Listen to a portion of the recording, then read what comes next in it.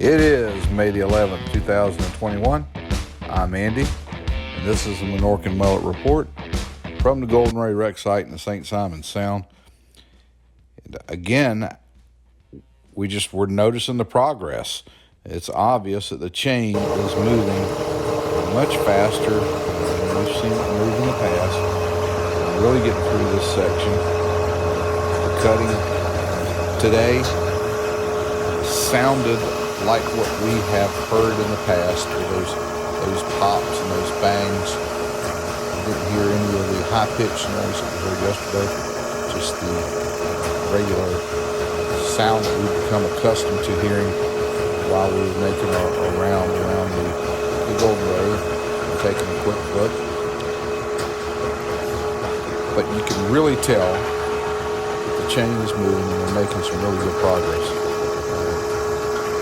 The chain that is on the offshore side or the right side looks like it is really starting to find its way into the top part of the ship now. And it looks like, barring any complications here, these guys are going to make some tremendous progress on getting these sections cut. It's almost every day when you go out, you can immediately look at the ship and just really see the progress that the BB 10,000 is making on the wreck site. Here you can see that that chain is getting in there, and it's really starting to sink in and find its way through that thicker hull material. And as we've seen in the past, once they get through that area where that hull material is thick, it just seems to take off and just really accelerates through the ship. So happy to say they are making some really good progress. And it looks like things will if they continue, they're going to make some really good time on getting these sections cut and out of here. Now, one thing we did do today when we got out there is we found a piece of debris, and what this stuff looked like was some of that protective wrap that we'd seen on protecting, I don't know, maybe some sort of trim pieces or something on the car. Just really sticky, really tough stuff. So we made contact with the debris boat, and they came over and took this from us. Now, we feel it's important. Anytime we find debris, we want to get it back to the crews. They're logging all this stuff, and they are looking at it, I guess, determining whether it's coming off the ship or off the cargo, and all this data that's being collected could possibly be used in the future in another endeavor on salvage like this. So we think it's really important for any of the material that is found to be passed back to the guys, so that they can log it and be able to just kind of understand the process more and more. We think that's a big part of it. Over at the port today, the dry dock system that we are pretty sure is going to be receiving this section 3, the section that they're cutting now. This is the dry dock that has that little bit of a cradle that's on it. It had been moved on up, and this is right in that same area where section 7 was brought into Brunswick and where the sea fastening took place. The dry dock had been brought into place, and we could see that there was some equipment that was being staged onto that dry dock. Again, some of that same type of equipment that we had seen on those barges that they took out to get the sections. Again, these pieces look like they're being staged on it, getting ready. Really makes us think that they can really see the progress and understand this one is going to be a lot quicker than anything that they have probably dealt with before. We did see the Caitlin tug here moving a hopper barge.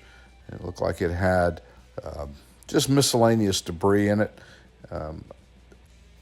It wasn't completely full, but you could tell there was quite a bit of material in it.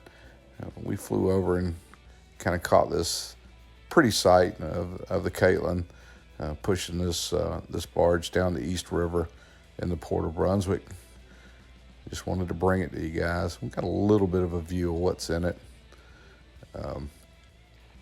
like some of the containers that may have been put down along the ship in the early stages to help with the stabilization process. We know that some of those were sunk around the ship in the effort to try to arrest some of that listing motion. Now this is the area where we believe that these midsections are going to be brought over into Port of Brunswick for future processing, and we're expecting to see some of those, or most of those vehicles taken off at this location. And just got a quick view. We could see that at the other end where the dry dock was stationed for this section 3, one of the blue grapples was there, and one of the blue grapples is here on this lot. Again, not sure what that means other than it's an observation, and just want to pass it along. It's possible that that grapple machine up that is on up the port may be utilized as soon as that other section comes back or is separated. Maybe they go right in and start pulling cars out of that as part of the weight shedding process. Not sure, but we thought it was noteworthy. We'll just take a little quick spin back over to the dry dock system, and some of the equipment and barges that are being staged around it while this equipment that they're going to be using on this dry dock system is placed there. And we also got to look at some of the other barge systems that we've seen utilized out at the site. Everything was moored at the dock. And I guess these guys are just really getting ready because they know that section 3 is coming pretty doggone quick.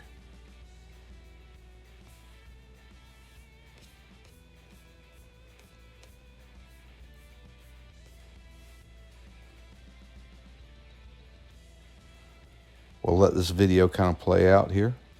You guys can watch and enjoy it. And while this is happening, we're just going to remind you, if you haven't done it, click on that subscribe button. You know we enjoy getting comments. And most of all, we want you guys to stay safe out there.